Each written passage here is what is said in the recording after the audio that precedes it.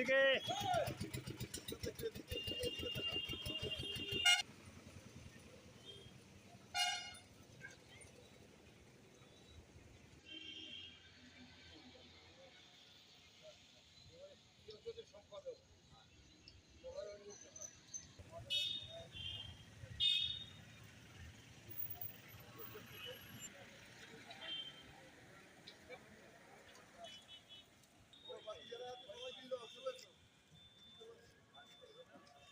পঁচাশিতম তিরোধান দিবস।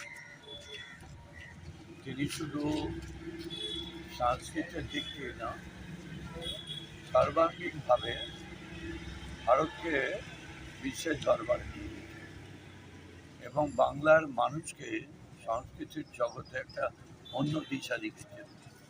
তার লেখা বইয়ে গীতাঞ্জলি যে নোবেল পুরস্কার আমরা পেয়েছিলাম, রবীন্দ্রনাথ ঠাকুরের স্বাধীনতার দিকেও তার মানসিকতা ছিল। যখন ওই বৈশাখী পূর্ণিমায় পাঞ্জাবে গণহত্যা হয়েছিল, তখন তিনি নাইট উপাধি পরিত্যাগ করে তার ধিক্কার জানিয়েছেন ব্রিটিশদের।